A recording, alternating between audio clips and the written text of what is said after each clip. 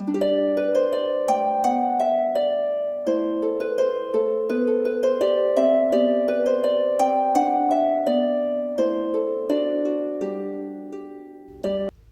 friends, and welcome to my channel, or welcome back.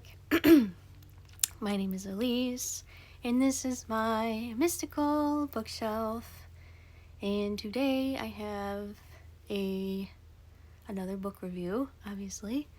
It is by Liane Moriarty. It is called What Alice Forgot. I'm trying to think of what genre it is. That's what I was trying to think of when I said that.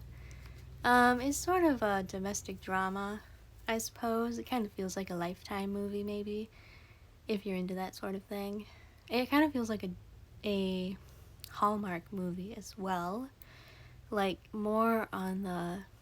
Okay, if you're not familiar with Hallmark Channel has two different channels. They have Hallmark Movies and Mysteries, and they have the regular Hallmark Channel. The regular Hallmark Channel is for lighthearted movies. Hallmark Movies and Mysteries is for deeper movies, sort of like domestic dramas. And that is where What Alice Forgot would fit into. So, What Alice Forgot is really interesting. It was really good. It was sort of a slow start. It's about Alice, and she hits her head at the gym, and she loses 10 years of her memory as a result. So, she is presently 39. She has 3 kids, and she's getting divorced from her husband named Nick. But when she loses her memory, she goes back 10 years, and she thinks that she's 29, that it's 1998, and she's pregnant with her first child. She hasn't given birth yet. And her and Nick are super duper happy. She loves him, he loves her, they have a really good relationship. And we have to go through all the pieces of how did Alice forget all of this, and how do we get back to where she remembers everything. In this book, it was really, really long. I'm not gonna lie, it was long. And at times, I was like, okay, can we move along just a little bit? Just a little bit faster? But, I mean, I feel like everything was kind of meant to be there for a reason. And so we have to follow Alice through her waking up from the gym and having to contend with she'd forgotten everything that happened. And I think the most important theme of this is that sometimes forgetting is good. Because, unfortunately, 39-year-old Alice is not a very nice person. She's not a very good mother. She's not a very good wife. Or a very good friend, for that matter. And she's sort of snappy. She's not very nice. But 29-year-old Alice is very sweet. She's very loving. She's super kind and understanding. And she has to figure out what happened. What the heck happened? Because a lot of people are like acting icily cold towards her. And this book has like a subplot about Alice's sister named Elizabeth. Elizabeth and her husband are going through fertility issues in this book, and we get snippets of Alice's life when she's 39 through Elizabeth, because Elizabeth is writing letters to her therapist that her therapist will never read, but she does it anyway as like an exercise to make herself feel better, I think is what her therapist suggested she write letters, but he doesn't want to read them. So she's writing letters, and she's explaining to the reader her troubles, and how she got there, and how Alice is being weird. And we find out that Alice is just, she's kind of become a performative person, and that's kind of sad. She's become one of those moms that just wants to look good, not necessarily be good. And we figure out as we go through the story that there's a lot of little grievances between her and Nick, because through these 10 years to them getting separated is Nick had gotten a new job. He wasn't paying enough attention to Alice as a result, and he wasn't helping out as much. And it kind of Alice grew to resent Nick, basically. And that's really sad. Like, it's just really sad to me that a husband and wife can go from being so happy and in love to not liking each other, like, at all. And it's just really weird. And Alice is really upset that her and Nick are getting divorced because she doesn't remember why they're getting divorced. And then she's also upset because she doesn't remember her children. She only remembers being pregnant with her first child, and she doesn't even know if it's a boy or a girl. So she ends up having 3 children, and she meets them, and she's like, I have no idea who you are. So we kind of go through this as like 29-year-old Alice, not 39-year-old Alice. And it's really interesting to see how Alice is trying to get back to who she was as a 29-year-old instead of who she is as a 39-year-old. Because Alice very strongly doesn't want to be the person that people are saying that she is. And I think it just goes to show that sometimes we can change and we don't even know it. We don't even know it. And it's really sad. And it made me really reflect on me as a person. Because I also think I'm very different from who I was when I was 19. And I'm different in a good way. I have become a stronger person since I was that young. But as a 29-year-old, I hope that I can still be the same as I am right now when I'm 39. I hope that I don't make these similar choices to Alice, to like hold on to grudges, to become a person who is becoming performative, because that's not who I want to be, and that's not who Alice wanted to be. So it's really interesting going through this book and hearing all these different scenarios and how people perceive Alice. It's also interesting how people perceive you. That's another interesting take on this book. And she's trying to go back to think, how can I fix my marriage? How can I be a better mom? Because her first daughter, the one that she thinks she's currently pregnant with, is named Madison. And Madison doesn't like her very much because I think Alice is a little bit too hard on her. And Alice, is trying to change her attitude, I guess, trying to be more understanding, because I guess 39-year-old Alice isn't very understanding, which is kind of sad. So she tries to be more, she tries to see things through a different lens. And she wonders when she became so, busy. Because that's another thing that 39-year-old Alice is, that 29-year-old Alice is not. 29-year-old Alice was not super ambitious, and she also wasn't, wanting to do everything or be everything. And she also notices, difference in her body type, which I also thought was an interesting take. Because your body is really how you know yourself sometimes, or how you present yourself. Because 29-year-old Alice isn't very fit, which is okay. You don't have to be super fit. She doesn't work out all the time. And 29-year-old Alice is pregnant. So, it makes sense. But 39-year-old Alice is really hell-bent on being fit, being active, losing weight. She's super skinny when she's 39. And Alice kind of doesn't recognize herself. And that's another thing, is coming to terms with who you were when you were this age and how you are now. It's almost like Alice is 2 different people in this book. There's the person that people know her as, and there's the person that she knows herself as. And it's just really cool going through this book and remembering snippets as Alice remembers snippets. It's very thought-provoking because it really makes you think, what choices am I making now that would affect me 10 years from now? And what choices have I not made yet that are still going to affect me, but I don't know when they are? It's really very thought-provoking.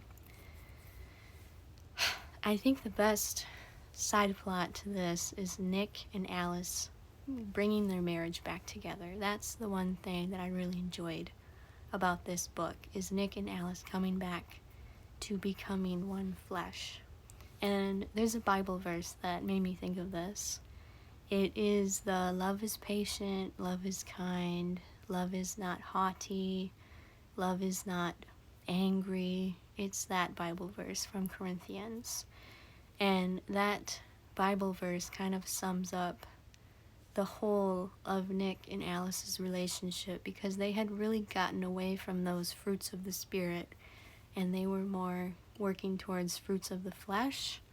When it's not even fruits of the flesh, it's like they were working towards their fleshly desires versus their fruitful calling to be married.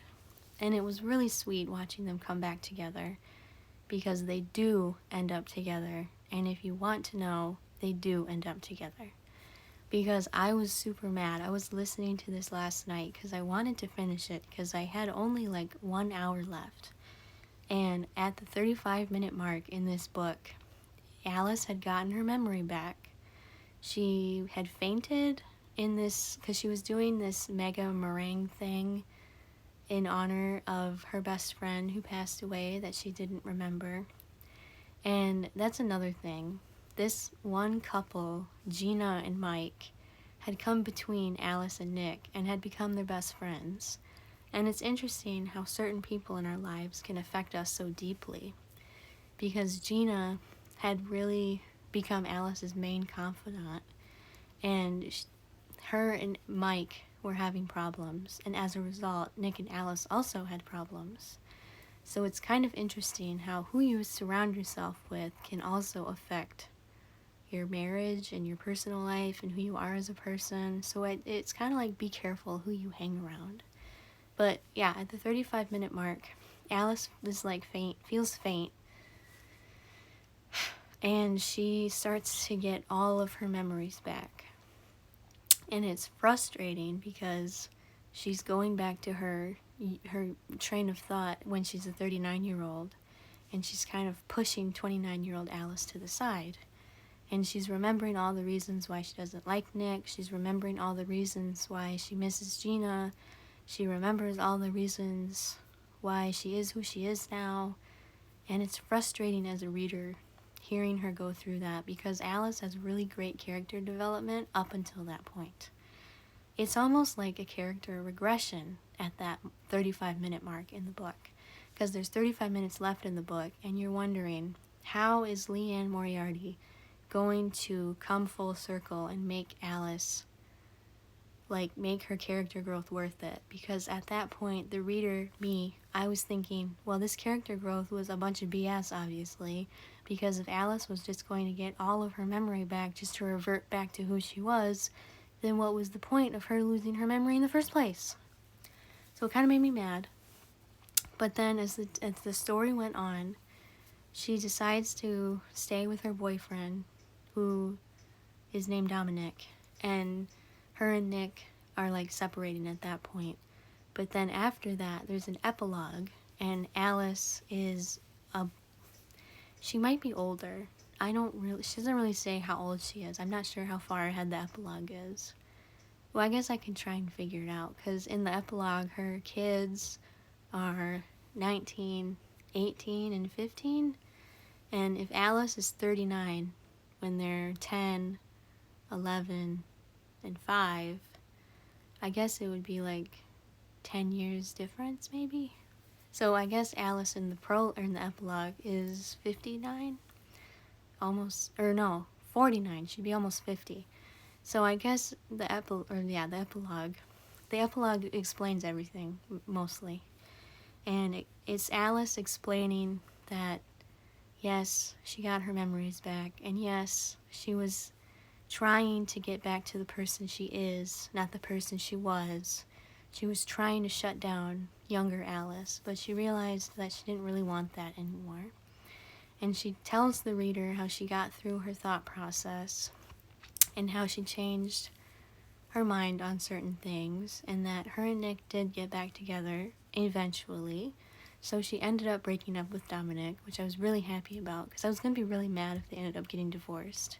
I would have given the book like 3 stars versus 5 stars, because I still liked it, but I was gonna be mad because I'm like, divorce is not the answer here. You can work things out, mostly. So yeah, so the epilogue really clears things up for the reader. So it shows that Alice's character growth wasn't all for nothing, and that she ends up compromising with her 29-year-old self and her 39-year-old self, and sort of meeting in the middle, and promising to be there more for her kids, which she is. And her and Nick make more time for each other, which is what the answer was to begin with, because Alice was feeling neglected and Nick didn't really have any idea, so the communication was bad. And it's really just a reflection on how Alice's life changed for the better because of her accident. And I think it goes to show that time heals all pain and heals all grief, and that if you allow yourself to move through things, maybe they won't hurt as bad. And I think Alice's forgetting was super important because she realized being best friends with Gina is not more important than being best friends with your husband. Because she was basically putting Gina ahead of her husband, which is wrong. And she was also neglecting her kids as a result of her marriage falling apart.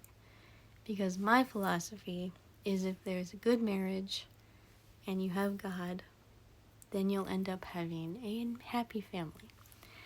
You need God in your marriage. And that was a theme that I thought Liane Moriarty was trying to convey, because she was talking about God in this book. Very, minimally, but it was enough to make it connect with me in that way, because that's how I feel about that. But yeah, overall, the epilogue really helped, and it made this book a 5-star for me, because I was really close to rage quitting and being like, okay, her and Nick are gonna get divorced, whatever, it's fine. It's not fine. I really didn't like it. But I'm really glad the epilogue cleared things up, because I really didn't want Nick and Alice to get divorced, because it seemed like they really do love each other. They just got off course, and they really forgot what made the relationship special.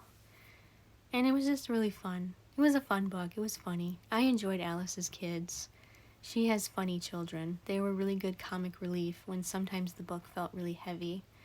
And her and Nick getting back together is a real highlight of the book for me. And Elizabeth ends up getting pregnant at the end of all of this, which is also another highlight. And I really enjoyed Elizabeth's character. She also had good character growth. And it was nice watching her with her sister and how they got their relationship back on track too, because the 10 years had put a strain on them as well.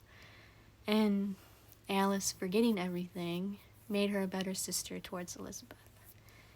But yeah, those are my thoughts on it.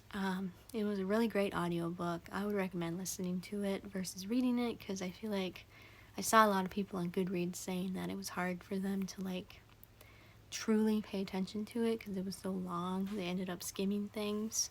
So listening to it, I think, is the better option. But yeah, so thank you for watching.